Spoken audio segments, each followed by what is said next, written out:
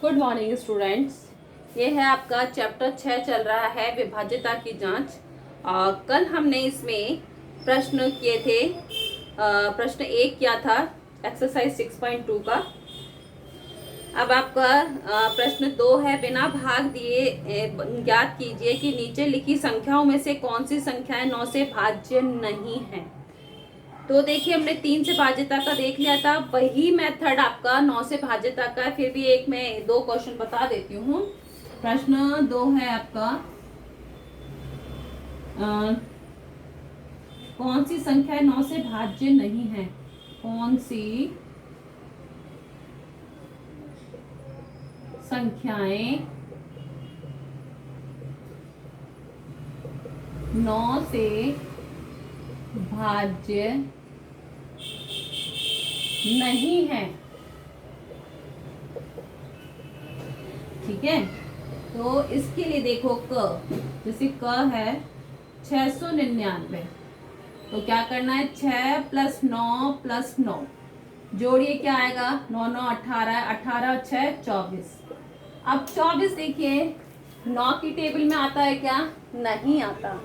तो यानी क्या लिखेंगे हम इसको कि 24 9 से भाज्य नहीं है ना। 24 9 से भाज्य नहीं है। 24 9 से भाज्य नहीं है, अतः ये संख्या 699 9 से भाज्य नहीं है।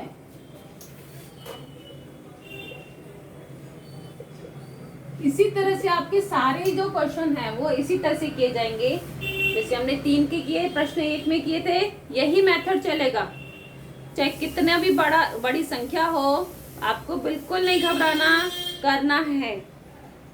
चलिए देखिए, इसमें एक क्वेश्चन और बता देती हूँ आपको। प्रश्न ठ है, इसमें देखिए ठ में आपको है ये 8,21,022। अब देखिए इसको क्या करेंगे हम, 8 + 2 + 1 + 0 + 2 + 2, कुछ नहीं, बस जो संख्या दी है उसके अंकों को हमें जोड़ना है। जोड़ेंगे तो देखिए क्या आएगा, 8 और 2 10, 10 और 1 11, 11 और 2 13, 13 और 2 15, 15 9 के भाज्य नहीं है, 9 की टेबल में नहीं आता। हम क्या लिखेंगे, 15 9 से भाज्य नहीं है, अतः ये संख्या 8,21,022 9 से भाज्य नहीं है। ठीक है, इसी तरह से ये बाकी क्वेश्चन है वो आप अपने आप करेंगे। अब प्रश्न 3 देखिए, यदि कोई संख्या 3 से भाज्य हो तो क्या वह संख्या 9 से भी भाज्य होगी? जैसे जो संख्या जैसे 3 की टेबल में आ रही है, तो वो क्या 9 की टेबल में भी आ रही है क्या? नहीं, आवश्यक नहीं, कोई जरूरी नहीं है ना। जैसे 3 की टेबल में देखो, एक बार समझ लो इसको। 3 की टेबल में क्या आ रहा है, 3 6 9 12 15 18 21 24 27 30। अब 9 की टेबल में क्या आया, 9 18 27। अब देखिए 9 की, अब ये क्या कह रहा है, यदि कोई संख्या 3 से भाज्य हो तो क्या वह 9 से भाज्य होगी?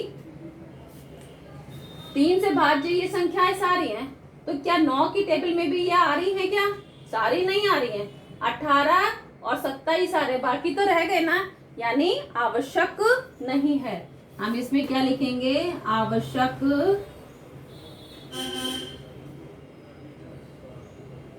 नहीं है। ठीक है, कि प्रश्न 4 में है, क्या 9 से पूर्ण विभाजित होने वाली संख्या 3 से भाज्य होगी? 9 से पूर्ण विभाजित होने वाली संख्या, 9 से पूर्ण विभाजित संख्या ये चाहिए 18, 27, 36 और भी जो भी हैं। तो ये पूछ रहे हैं कि वो वाली संख्या 3 से भाज्य होगी। यस, अब देखिए 3 से तो भाज्य है, इसके जितने भी गुणज हैं वो देखिए 3 से भाज्य, 3 3 9, 3 की टेबल में आ रहे हैं ना ये सारे, 3 से भाज्य होंगे तो हाँ लिखेंगे। हाँ 3 से भाज्य, हाँ 9 से पूर्ण विभाजित होने वाली संख्या 3 से भाज्य होगी, पूरा लिखेंगे। हाँ 3 से 9 से पूर्ण विभाजित होने वाली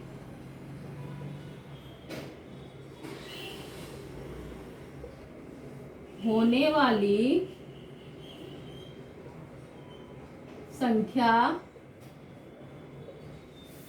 3 से भाज्य होगी। ठीक है, फिर प्रश्न 5 है। प्रश्न 5 में ये 9,31,843 में से छोटी क्या संख्या घटाई जाए कि संख्या प्राप्त संख्या 9 से पूर्णतया विभाजित हो जाए। देखिए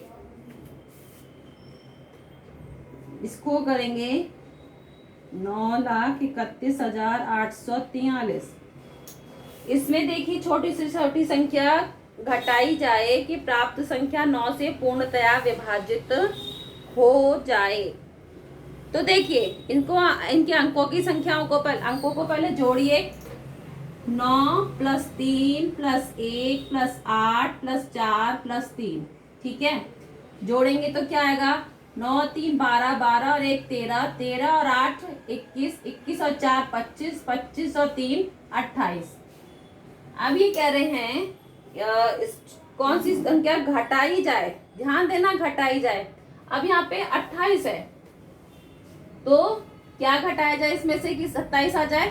27 आता है ना इसमें, तो घटाने की बात हो रही है। यानी एक अगर हम घटा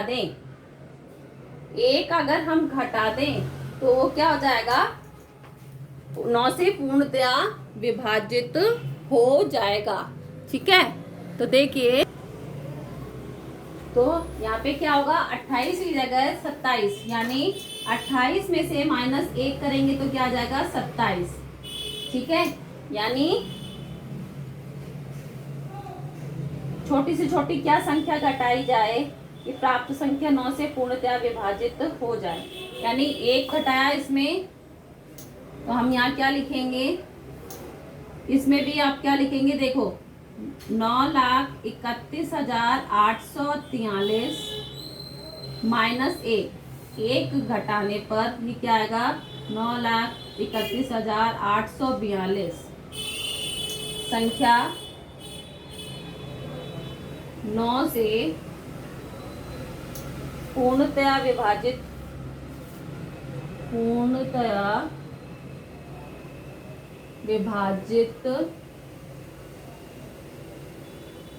होगी।